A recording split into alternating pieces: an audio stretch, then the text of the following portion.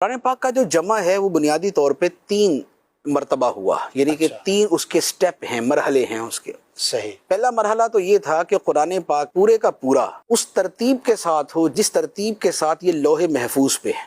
اچھا، جو آیت پہلے ہے وہ پہلے ہو، جو بعد میں ہے وہ بعد میں ہو، جو سورت پہلے ہے وہ پہلے ہو، جو بعد میں ہے وہ بعد میں ہو۔ صحیح۔ سورہ فاتحہ سب سے پہلے، سورہ بقرہ اس کے بعد، آل عمران اس کے بعد، نساء اس کے بعد، سورہ مائدہ اس کے بعد، اس ترتیب کے ساتھ۔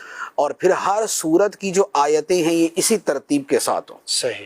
یہ جو ترتیب تھی اس اعتبار سے جو جمع قرآن ہے، کیونکہ قرآن تو تھوڑا تھوڑا کر کے نازل ہوا، صحیح۔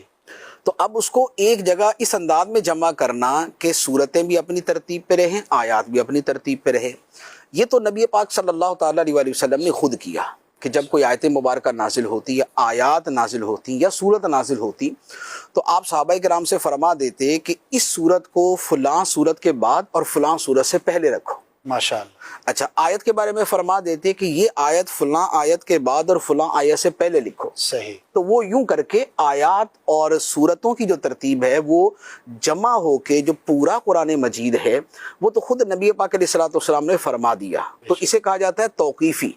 توقیفی کا مطلب ہوتا ہے کہ جو شریعت پر موقوف ہے، جو اللہ رسول کے بتانے پر موقوف ہے، طے شدہ ہے وہ۔ تو جو اللہ کے ہاں قرآن مجید کی ترتیب، جو جبرائیل امین علیہ الصلوۃ والسلام جو ہے لے کر آنے کی ترتیب تو مختلف ہے، لیکن جو لوح محفوظ پہ ترتیب ہے وہ، اور پھر اس کے بعد جب قرآن مجید مکمل ہوا تو جو ترتیب جو ہے وہ بنی، یہ وہ ترتیب ہے کہ اس اعتبار سے جو جمع ہے سبحان اس اعتبار سے تو نبی پاک صلی اللہ تعالیٰ علیہ وسلم جامع القرآن۔ سبحان اللہ۔ پھر اس کے بعد دوسری مرتبہ جو جمع کا کام ہوا وہ تھا سیدنا صدیق اکبر رضی اللہ تعالیٰ عنہ کا، کیونکہ آپ کے زمانے میں یہ ہوا کہ ایک جنگ کے اندر جو حافظ جو مجاہدین تھے وہ بہت بڑی تعداد میں شہید ہوئے، خاص طور پہ جو مسیلمہ کذاب سے جو مقابلہ ہوا تو اس میں ایک بہت بڑی تعداد جو ہے وہ شہید ہوئی، تقریباً 700 حفاظ کرام، اس میں صحابہ کرام بھی تھے، تابعین بھی تھے۔ تو اس پر جو ہے پھر بعض صحابہ کرام نے جو ہے وہ کہا حضرت حذیفہ رضی اللہ تعالیٰ عنہ نے کہ یہ تو بڑا مسئلہ ہو جائے گا اگر اس طرح حافظ شہید ہوتے رہے، جی، تو اب جو قرآن پاک ہے ایسا نہ ہو کہ کوئی آیت کسی حافظ کے ساتھ ہی چلی جائے کہ حافظ ختم ہو جائے، باقی تو سب کو تھوڑا تھوڑا یاد ہے، تو پھر وہ والا مسئلہ ہو جائے گا۔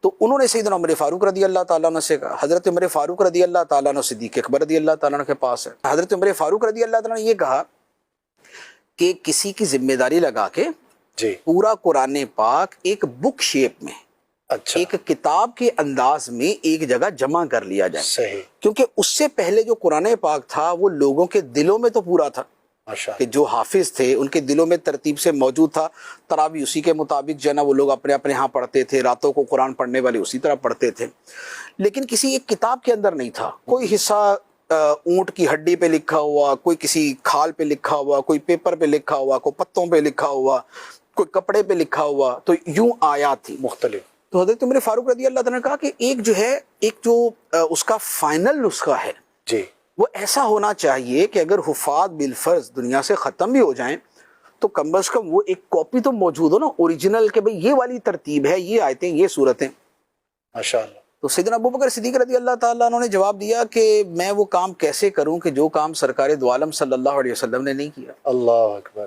کیونکہ یہ ایک ذہن میں تو آتا ہے نا کہ بھئی کام ضروری ہوتا تو سرکار بھی کرتے، صحیح، جب نبی پاک علیہ الصلوۃ والسلام نے نہیں کیا تو ہم کیوں کریں؟ ہم کیوں کریں؟ تو یہ ایک اشکال تھا۔ صحیح، تو اس پر حضرت عمر فاروق رضی اللہ تعالیٰ عنہ نے کہا کہ اگرچہ نبی پاک علیہ الصلوۃ والسلام نے یہ کام نہیں کیا لیکن کام اچھا ہے، صحیح، کام اچھا ہے کہ اس میں امت کا بہت بڑا بھلا ہے۔ تو بہرحال یوں آپس میں گفتگو ہوتی رہی، بالآخر صدیق اکبر رضی اللہ تعالیٰ عنہ راضی ہو گئے۔ پھر اس کے بعد تھوڑا سا آگے مزید ایک واقعہ ہے حضرت زید بن ثابت رضی اللہ تعالیٰ عنہ کا، لیکن ہوا یہ کہ بہرحال قرآن مجید کو ایک کتابی صورت کے اندر ایک جگہ پہ جمع کر دیا گیا، سبحان ٹھیک ہے، اللہ، سبحان، اور اس کا نسخہ جو ہے وہ حضرت سیدتنا حفصہ رضی اللہ تعالی عنہا کے گھر پہ تھا۔ ماشاء اللہ، تو اب اس اعتبار سے دیکھیں تو جامع قرآن صدیق اکبر رضی اللہ تعالیٰ۔ بے شک۔ اچھا، لیکن اس کے ساتھ ایک اور چیز دیکھیں تو اس میں پیچھے محرک حضرت سیدنا عمر فاروق رضی اللہ تعالیٰ، جی، مشورہ تو آپ نے دیا، تو گویا بلکہ راضی کیا دلائل دے کے۔ امت جو آج قرآن مجید پڑھ رہی ہے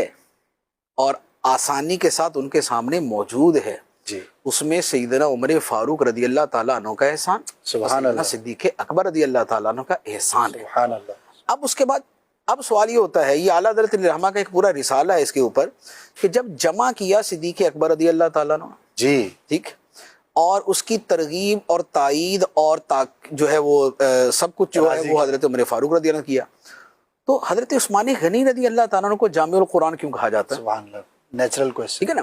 تو اس کے اوپر پھر اعلیٰ حضرت علیہ رحمہ کا پورا رسالہ ہے، اور یہ ترتیب اعلیٰ حضرت علیہ رحمہ نے بیان فرمائی ہے. اس میں پھر فرمایا کہ حضرت عثمان غنی رضی اللہ تعالیٰ عنہ کا جو لقب ہے، اس کی وجہ یہ ہے کہ جب اسلام بہت سارے ممالک میں پھیل گیا جی، اور عجمی جو علاقے تھے وہاں تک بھی اسلام پہنچا، پہلے عرب میں تھا، عرب سے دیگر عرب ملکوں میں، پھر عجم کے ملکوں میں گیا، تو اس پر کیا ہوا کہ اس پہ ایک صحابی نے آ کے حضرت عثمان غنی رضی اللہ تعالیٰ عنہ سے کہا کہ بھئی یہاں تو قرآن مجید کے اعتبار سے اتنا مسئلہ نہیں ہو رہا، صحیح، لیکن دوسرے علاقوں میں یہ ہو رہا ہے کہ قرآن پاک کو پڑھنے کی مختلف اجازتیں تھیں، مختلف انداز میں پڑھنے کی اجازتیں تھیں، صحیح، کیونکہ قریش کی لغت کچھ اور تھی اور دوسرے کچھ قبیلوں کی اور تھی، تیسرے قبیلے کی کچھ اور تھی، اور سب کو یہ اجازت تھی کہ قرآن کے الفاظ کو اپنی لغت کے مطابق پڑھ لے. صحیح، تو اب جو جس علاقے کا صحابی جس علاقے میں گیا اس نے ویسے جا کے پڑھا، وہاں والوں نے اسی کو اڈاپٹ کر لیا. صحیح،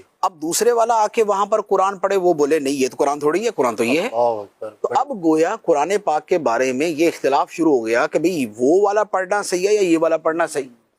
نفس حکم کے اعتبار سے تو وہ ساری صورتیں جائز تھی، صحیح، نبی پاک علیہ الصلوۃ والسلام نے اجازت دی تھی مختلف لغات عرب کے اوپر پڑھنے کی. صحیح، اور ایک پھر حدیث مبارک بھی ہے انزل القرآن والا سبت حروف، پھر اس کی بھی تفسیر اس میں آ جاتی ہے. جی جی، لیکن وہ صحابی جو تھے انہوں نے کہا کہ اگر یہ اختلاف ایسے جاری رہا تو امت تو اس قرآن پڑھنے کے الفاظ پر ہی آپس میں لڑ پڑے گی. بالکل تو بنیادی یہ ایک چیز ہے. بڑا خطرناک معاملہ ہے آپ لوگوں کو کسی ایک لغت پہ جمع کریں. سبحان اللہ، سبحان اللہ، تو اس پر سیدنا عثمان غنی رضی اللہ تعالیٰ عنہ نے پھر یہ کیا کہ آپ نے جتنے بھی دوسرے نسخے تھے وہ آپ نے سارے جمع کیے، سبحان اللہ، اور ان نسخوں کو پھر سٹینڈرڈ نسخہ بنایا حضرت حفصہ رضی اللہ تعالی عنہا کے جو پاس تھا، جو پہلے تھا سب جو سے. پہلے تھا، اور جس کی تائید دیگر حفاظ صحابہ کرام اور صحابیات کرتے تھے سبحان کہ بھئی یہاں جو لکھا ہوا ہے جس انداز میں ہے یہ بالکل وہ ہے جو نبی پاک علیہ الصلوۃ والسلام کی لغت پر تھا. سبحان اللہ، یعنی عربی لغت ایک، لیکن اس کے اندر پھر لغات کے جو مختلف ڈیفرنسز ہوتے ہیں وہ والے آ گئے. سبحان اللہ، تو پھر اس نسخے کے اوپر سب کو متفق کیا گیا، اس کی پھر کاپیاں بنوا کے سیدنا عثمان غنی رضی اللہ تعالیٰ عنہ نے پھر پوری اسلامی مملکت میں بھیجی، کیا بات ہے، اور پوری امت کو ایک انداز کے اوپر جمع فرمایا. سبحان اللہ، اور وہ جو اضافی تھے وہ سارے کے سارے آپ نے جو ہے وہ رپوش کر دیے، وہ آپ نے سائیڈ میں کر دیے. تو اب جو امت پڑھتی ہے سبحان اللہ، وہ سیدنا عثمان غنی رضی اللہ تعالیٰ عنہ کے اسی متفق علیہ، واہ، جس پر پھر سب صحابہ کرام متفق ہوئے، جس پر ائمہ متفق ہوئے، جس پر امت متفق ہوئی، یہ وہ والا ہمارے سامنے نسخہ ہے جو چلتا آ رہا سبحان ہے. اللہ. تو یہ چونکہ کارنامہ سیدنا عثمان غنی رضی اللہ تعالیٰ عنہ کا ہے، تو اب یوں کہہ لیں کہ اظہار تشکر کے طور پہ سبحان اللہ، اب ہر جمعے کو خطبے میں ان کا نام اسی لقب کے ساتھ لیا جاتا ہے، وَعَلَى جَامِعِ الْقُرْآنِ، سبحان، اور اس ہستی پر سلام ہو واہ، کہ جو قرآن مجید کو جمع کرنا. کیا بات ہے.